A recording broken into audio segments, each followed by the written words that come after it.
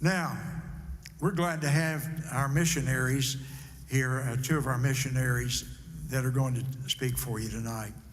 It wasn't too many years ago that Shaun and Christin were faithful lay people here in our church, and they were serving the Lord here. Christin was teaching in our school, and they were just doing fine, serving the Lord. And then all of a sudden, they began to think about the call of God upon their life. And I tell you this because sometimes people who are in the end of their life, their marriage, they have kids and everything, they have the idea, well, you can't, it's too late for me, you know. You have to go off to college and seminary and all that. With the online training, it's available now through Bible institutes and Bible colleges and so on. I don't think it's as good a biblical education, frankly, as you get if you're on campus talking to professors, but it's a great, great thing. You can learn enough to serve the Lord wherever you want to go, and they jumped into that, and Shaun just devoured that program. I mean, he worked very hard at it. He really won my respect, my admiration, and once they got their educational credentials, well then, they determined to go to Sierra Leone, one of the poorest countries in the world, and work there with our missionary, Mike Pepper. And then they got out on the road, raised their support. I mean, they worked at it, didn't you? And they got their support, and now they've been there for two different terms, or 2 years.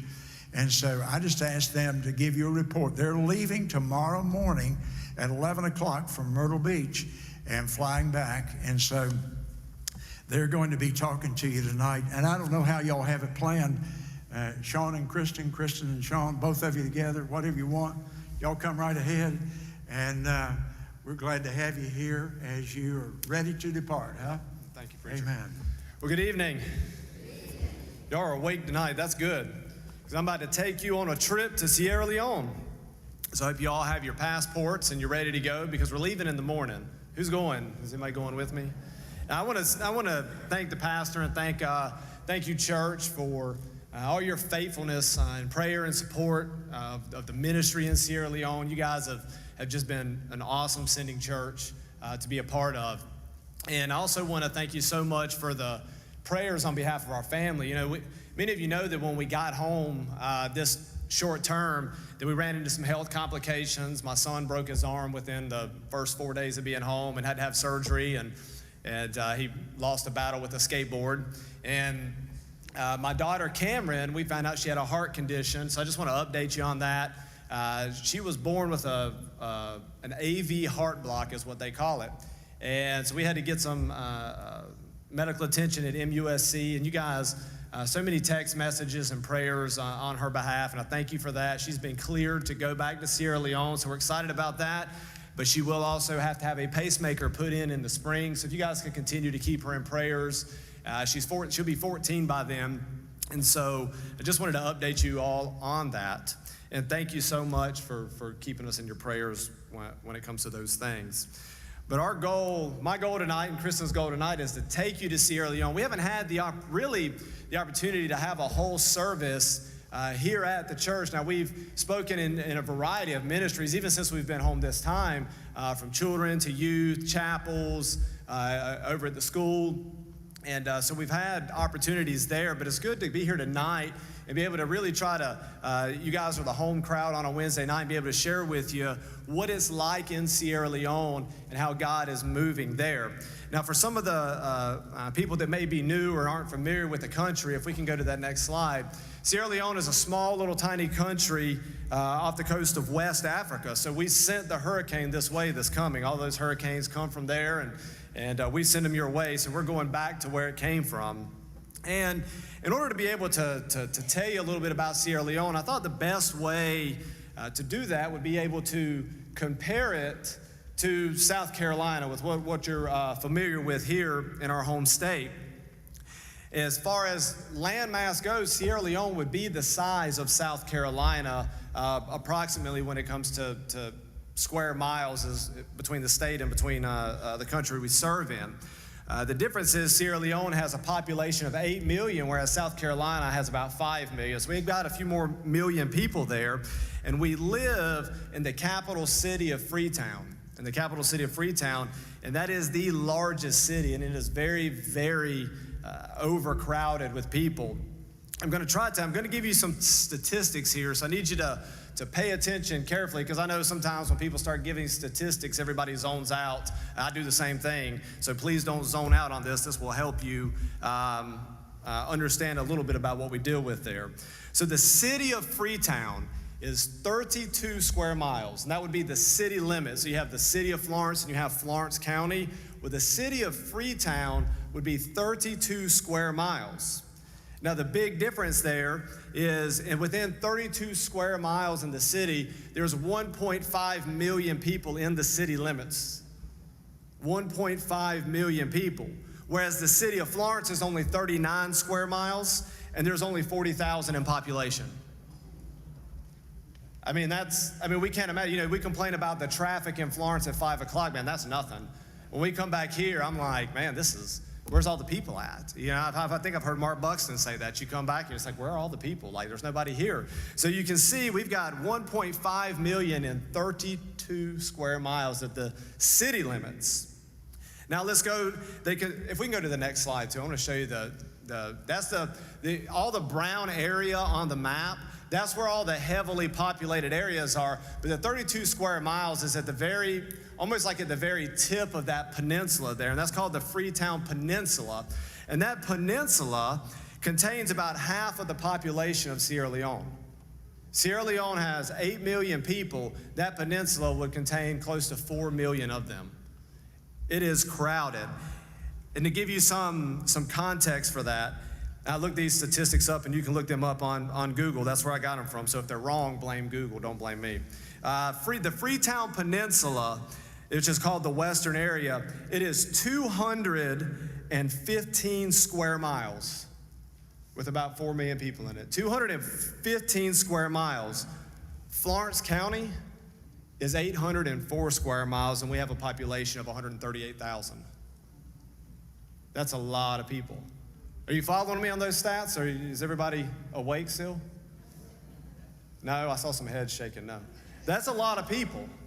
That is a lot of people. And we almost, in that Freetown Peninsula, if you say about half the population is 4 million, South Carolina has 5 million.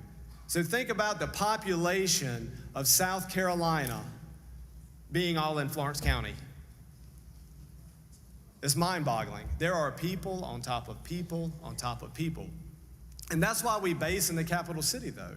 That's the largest harvest field. That's where all the people are at. Now, you have some other cities that have a few 100,000 people, but that's where all the people are at. That's a lot of souls to reach for Christ right there within the capital city, to train and equip to go out into these provincial areas. The economy. What's the economy like in Freetown or in Sierra Leone? Sierra Leone is one of the top 5 poorest countries in the world. I was doing some research on that as I was preparing for this. I've always said it's within the top 10.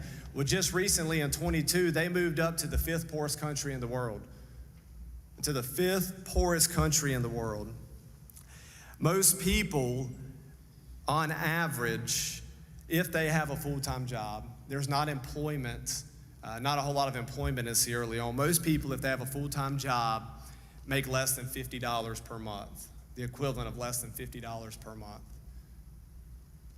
Inflation is through the roof in Sierra Leone. When I say through the roof, we talk about inflation here in the United States of America. The cost of goods, so let's just say if somebody has a full-time job and they make about $50 a month, typically a family will buy a large bag of rice to feed their family for the month. That large bag of rice would be the equivalent of about $40. That only leaves like $10 for the rest of the month. But the fuel prices are about $7 a gallon. Imagine that on less than $50 a month. The people struggle. A news article came through today when I was looking at some Sierra Leonean news as we're heading back in the morning. And this news article just came out that the Leone banknote, the bills we use there are called Leones, it depreciated 21.7% against the US dollar just this year. So the exchange rate right now, the last I heard, was 16,000 Leones to $1. I mean, the money is just like monopoly money. It doesn't go far. Just for our family, we talk about the cost of groceries. The cost of groceries in a third world country, you're saying, well, they got to be cheaper. Man, that's not the case. About the equivalent of a gallon of milk would run you about $13 in Sierra Leone. We can't even, I mean, that's a lot of money for some milk. I mean, peanut butter is about $10 for a jar. Everything's like that. Everything is just astronomically expensive in Sierra Leone. But there's also fuel and supply chain shortages. So when we talk about supply chain shortages here, most of the time we think the shelves are empty. Well, the shelves aren't really that empty. It's just in America, we're so blessed as a country, we just might not have the brand that we want. Maybe short on that. When we say supply chain shortages in Sierra Leone, that means there's nothing there because they rely on imports. Just this past spring, we went to bed on February 28th, and we woke up on March 1st when that war in Ukraine and all of that kicked off to a completely, I mean, the country was already difficult, but man, March, April, May, and June when we came back, those were some of the roughest times in that country that I've seen. There was some unrest that happened. There was no fuel in the country. There were strikes against the government for all of these things, and it was just, I mean, the people already struggle. But then you throw that war on top of it when they rely on so much imported goods. There's so many challenges that come along with that and with that I don't even have time to get into. When we talk about healthcare is almost non-existent. And that's also one of the reasons that we do come back once a year, because we don't have access to healthcare there. We don't have access to health care. The life expectancy in Sierra Leone is 52 years old. I'll be 42 in a few days, and so I'm getting to be an old man in Sierra Leone. When we walk around, Christin and I are some of the older people. Everybody's so young there, and so the life expectancy is 52. And the health care, I've done hospital visits there for people in our church, and I'm telling you, there are some hospitals there, but I promise you don't want to go to them. You don't want to go to them. And they lack all the basic necessities. There's a lot of hunger, they come along with a third world environment. There's so many ways to minister. If you can think of it in a way to minister and help people, it's there. It exists. There are things there that we didn't even realize existed, and how we can minister to people and help people and be able to lead them to Christ. And along with all those things, one of the reasons so many people live in the capital city and on that Freetown Peninsula is because this is a loose term, but there's electricity there. There's not electricity when you get into these provincial areas. And so when the Civil War was going on through the 90s, and if you know any of your history about that, there was a brutal war there that happened through the 90s, and many people sought refuge in the capital city. But they never went back, so everybody just piled in there, and they haven't left. There's electricity there when there is electricity, which is very, very rare. Many a time on a Wednesday night, I can be leading the Bible study at our church, and we don't have any electricity, and it's dark in there. And there may not be any fuel. The generator may not be running because you can't get parts for it, or any of those type of things. And so we'll have church in the dark. I always tell the church that, well, I guess the Apostle Paul didn't have electricity, so we don't need it either, so we can keep on going, I mean, we'll just continue our Bible study. And so we deal with those things. Water shortages. Man, water is a big deal there. You see people walking, even in the city, not like in the provinces, but even in the city, to try to gather water. They'll take, it's almost comical, to see, we always have to repair the water. I say comical, not at the situation, but at the way when they go to gather the water, many times they'll go and all of the plumbing is above ground. So all these pipes are above ground, and you can see people walking by and shaking pipes to see if the government, you rely on them to release the water. If they've released the water and if it's rolling through a pipe, they'll take something and and cut your pipe and start filling their jugs up. So there's so many times I have to send my son Wes with one of our people, and they go and inspect our water lines every day so that we can make sure that we're getting some water. There's a lot of times those water lines get cut, and we can always tell when the government releases water on a Sunday morning and people are out gathering water. Man, I know church attendance is going to be low that day because they're trying to gather water for the week. They have to go gather it because many of the homes, they don't have running water, even in the capital city. So they're trying, I can see people out gathering water. I mean, what do you say to that? You got to have water. I mean, we may skip out on church because we overslept or come up with every petty excuse we can, but man, it's hard for me to get onto somebody when they got to get some water for the week. And they're relying on the government to release it, and they don't release it every week. And so those are just some of the economic challenges faced in Sierra Leone. Religiously, they would be considered 70% Muslim. Now it's a very, I guess it's a nominal Muslim. We have no pushback from the government or even from the culture itself. We're there registered as a ministry, as missionaries. And so we have a wide open door. I don't know of any other countries that would be considered 70% Muslim where we just have an open door to do evangelism and share the gospel and reach people for Christ. Most of those places, people are getting killed to do that. And we can go in there freely as missionaries and win souls and have discipleship, have Bible studies. We can go out in the streets. I can walk into a group of Muslims and go talk to them about Christ. And they don't fight back. Some of them will say they're not interested. I'm Muslim, but I can still leave them a gospel tract or something like that and try to invite them to church and open the doors for that. Well, a lot of those things that come along with Islam is we see child brides. We'll see weddings for small girls. You'll see a 30, 40-year-old man decide he wants to take a third or fourth wife, and you will see a 8, 9, 10-year-old little girl in a wedding gown going through the city as a child bride. He purchased it from her family. You see a lot of polygamy. Our neighbors are Muslim. He runs a little mosque out of his compound. He's got a few wives and about 100 kids, and you'll hear him call to prayer out of his mosque, and the mosque is just for his family. That's how many people live in that one compound. Only 5% of the population is considered evangelical Christian. 5%. Mixed in with the Islam, the other parts of the belief system religiously you deal with a lot of witchcraft. We've been out on evangelism before on a Saturday, and there's a group of people around, and when I say witch doctor, a lot of times we think about National Geographic, somebody, running around being crazy. No, those witch doctors a lot of times look just like you guys on a Wednesday night. They have on a pair of, jeans, a t-shirt, and they may have, some amulets and charms or something, but they're not dressed all crazy. But we were on evangelism one Saturday, and there was a group gathering. I could understand what they were saying, but I was a little confused by it.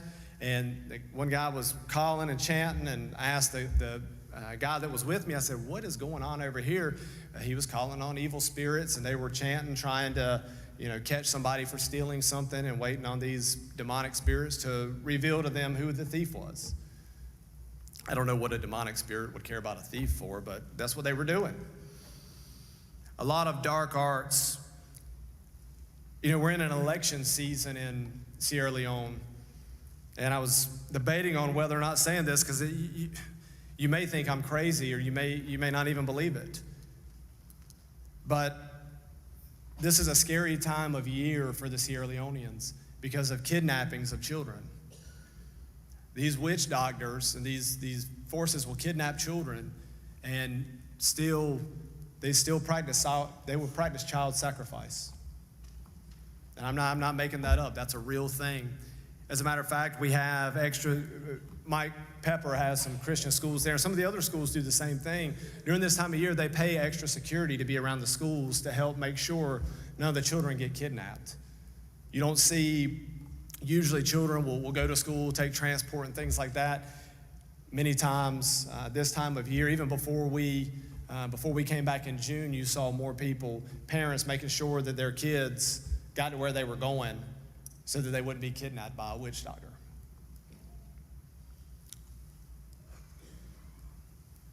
it can be a very dark place to be. On top of those things, I have a short video. Now, hold on before you show it. I talked about the political unrest and the strikes that happen.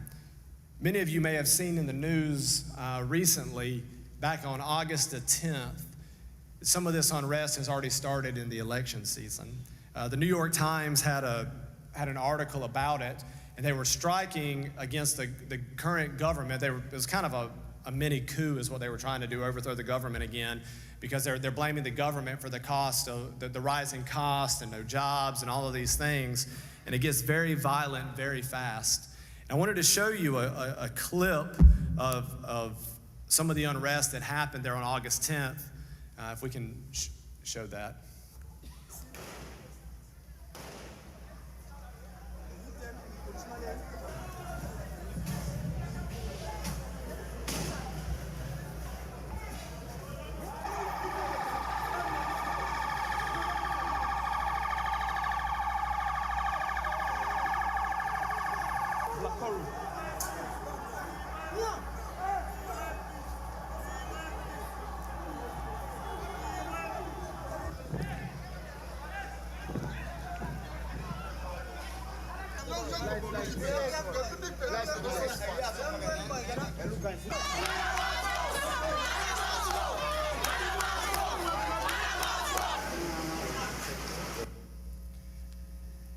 That was less than 10 miles from where we live. It would take an hour to get over there because it's so crowded, but that's not fine. I know that area. We've traveled through that area many times. So be in prayer for the country during this time. Be in prayer for our family, for the safety, for our church members. And then, of course, right after that, we had many landslides. It's the rainy season right now, or the monsoon season, and it is there's no infrastructure there. And so there's a lot of mass flooding in the capital city, and you can't really get around. Sometimes they can't hold church, you can't get there, and I want to show that video real quick as well. This is a video somebody had sent us. That's right down the road from our home. Yeah.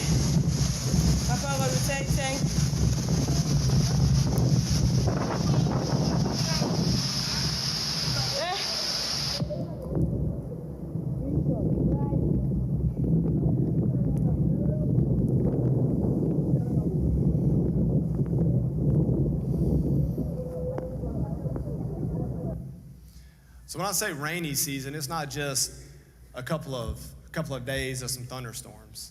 It is monsoon. The city, you can look up images on Facebook or YouTube or whatever you want to look up on the rainy season in Sierra Leone or monsoon season. It causes so much damage. There's a lot of loss of life. But despite all of these challenges, God is moving in a tremendous way in Sierra Leone. I've told you all the struggles and challenges we have there, but I'm going to share with you a little bit of the wonderful things God is doing through the ministry there. Our church growth, we have seen such church growth and as a ministry as a whole since we arrived on the field. I pastor a church there that's part of Mike Pepper's ministry. When we first got there, the church it had gone down. There was a national pastor there, and some things happened. Some damage had been done to that church, and we got there and jumped right in. And we've seen that church go from about 20 people and 5 or 6 people on a Wednesday night to running around 55 people and having 20 to 25 people on a Wednesday night Bible study. And that's big. God is moving. We've seen people come to Christ. We had a New Year's Eve celebration that kicked off 2022. And they kept telling us, Pastor, we have to have a big New Year's Eve service. Everybody does it. We have to do it. It's bigger than Christmas. And it's very superstitious. They believe that the Muslims will go to mosque and find a church to go to because they believe they need God's blessing on the year. So the Muslims will go to both. The Christians don't normally go to a mosque, but the Muslims go to both. So if that tells you anything right there. And we had about 20 of our own people at the New Year's Eve service, and the rest were Muslim people and visitors. We had a total of 89 people there on that New Year's Eve service. And we showed a short Christian film, and then I did just a simple 15-minute gospel presentation. We had 7 people come to Christ, And we had several visitors continue to return, and some of those signed up for our basic discipleship, and these were Muslims that had come to church. And that was just an exciting kickoff to the year. And then we had an awesome Easter celebration. Let's go to the next slide. You see, we were having baptisms. On Easter, we wanted to do a combined service for all of the church plants that Mike has started there at the New Beginnings Baptist Mission. And so we had set a goal. We wanted to have, the last combined service we did, we had, I don't know, maybe 600 people there. We said, we want to have 1,000 people for Easter. Man, God showed up. We had 1,500 people. We come to the Easter services. We use, amen. The Rawlings Foundation is there, and they let us use their property in their big pavilion. They helped us get buses so we could bus all the churches there. We had those 1,500 come, and we had a baptism service as well. Had the opportunity, I baptized 150 people on Easter Sunday. Man, I was tired. And what was so exciting about that is 20 of those were from out of our church. Man, that was so exciting. I had spent time with them, and we had 20 people out of our church get baptized, and I baptized the others from the other churches as well that had gone through some of the teaching on the ordinances of the church. And then after the Easter celebration, the very next week, I taught on the 2 ordinances of the church on a couple Wednesday nights, and we were able to institute for the very first time in our church the Lord's Supper. And so, man, that was just super exciting for our church. It honored the Lord. We just had a great service there. We've been able to give out thousands and thousands of tracts. We've had many visitors. We even had a guy show up at our church. And I shared this with Ron Pruitt. He and I had lunch the other day with Child Evangelism Fellowship. We had a guy show up at our church as he had just moved into Sierra Leone from another neighboring African country. And he was a training director for Child Evangelism Fellowship in the country that he just came from. And so we're hoping that we can maybe start getting involved with that. They have a chapter in Freetown. And so another thing we've had is we do these game nights. Some of you see those posts, read about them in our prayer letters. We do that once a month. We have a lot of visitors come for that. It's just a time of fun and fellowship for our church, but its ultimate purpose is to introduce people to the church and be able to share Christ with them. And the other thing I'm excited about is our discipleship. Let's go to the next slide. Our discipleship program, we had 16 people enroll in our discipleship, in our basic discipleship. And man, I am pumped about that because it's one thing to just do mass evangelism. It's another thing to work with people and see them grow in their relationship with Jesus Christ. And we give out Bibles and certificates for those things. And let's go to the next slide. My associate pastor sent me this actually a couple of days ago. They held a graduation on a Sunday morning for those that have completed the discipleship. And you have, I think it's 6 or 7 people there that have already completed our basic discipleship. And then we've got a few more that'll be completing that here real soon. So I was excited to hear about that. And then he sends me a report off of every service. We've had several people come to Christ. So I'm going to have to baptize some more people when we get back. Lord willing, we'll get that scheduled and get some more people baptized. And then we have one other ministry that God has kind of dropped into our laps. If we can go to the next slide, is the Aberdeen Women's Center. And I'm gonna let my wife come up and share just 2 or 3 minutes on what they're doing here, because that has become hers and Caitlin and Cameron's ministry there. In March, we were looking for an evangelistic community outreach opportunity to reach women.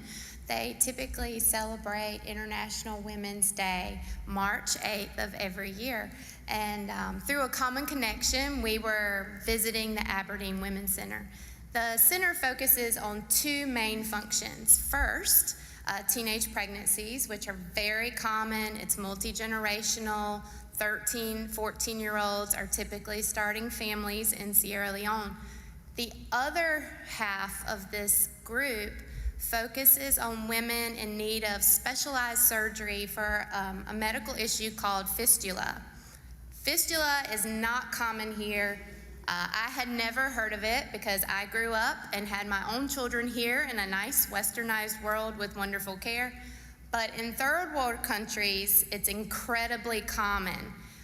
Women suffer through days of child laboring, Most of the time, the babies die, and the women sustain these terrible injuries.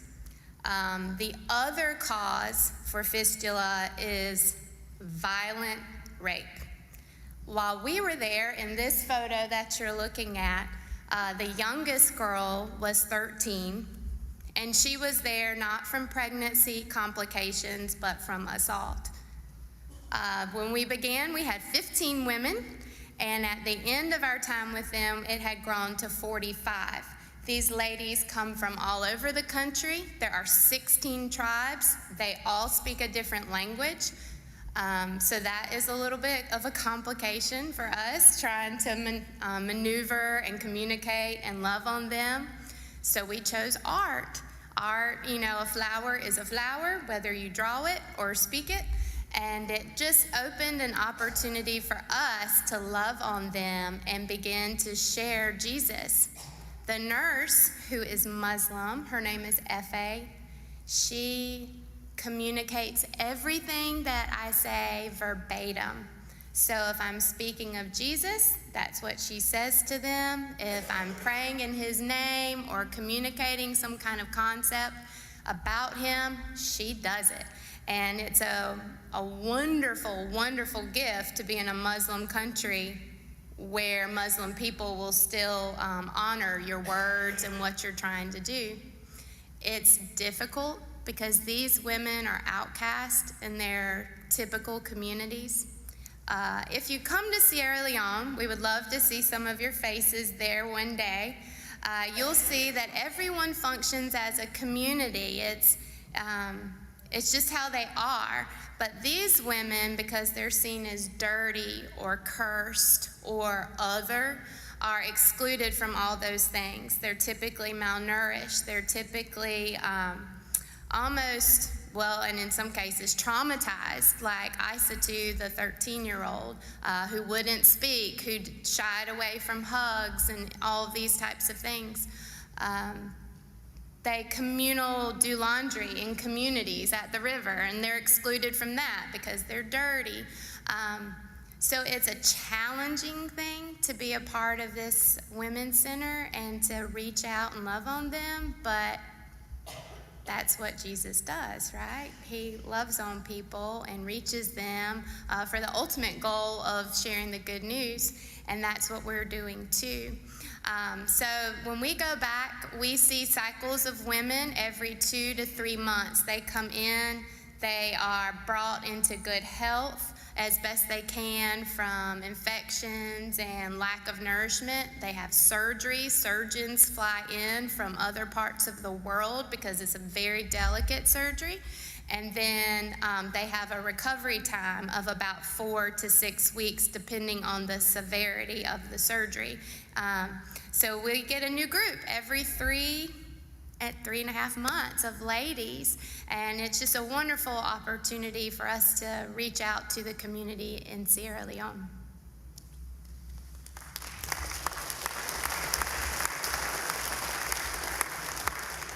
And lastly, I'm out of time, but I did want to share just one more photo with you. This is a group of, you hear unreached people groups. This was an unreached people group. We had gotten word that there was a village outside of the city that had no church, no school, no anything like that. We had an open window to go into that village and find out there were 16 other villages that surrounded it. And the chief of that village gave permission to send pastors to go in there and share Christ. And so we sent out all of the national pastors from the churches. My associate went into that village, and that's the group that my associate pastor went to.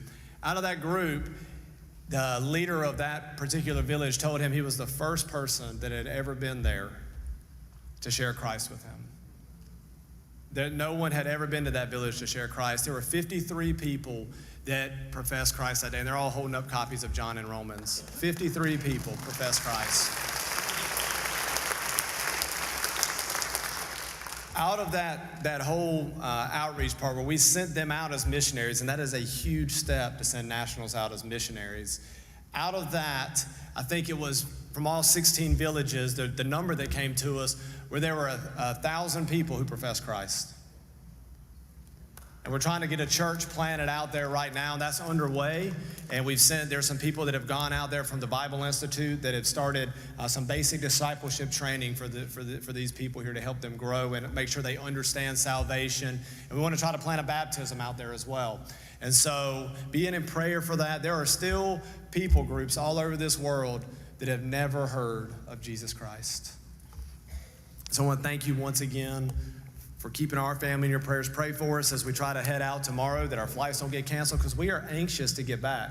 That's a difficult environment with challenges, and I sound crazy up here saying, hey, we're ready to get back. But we are ready to get back because there are people that need to hear about Jesus Christ. Thank you so much, Pastor.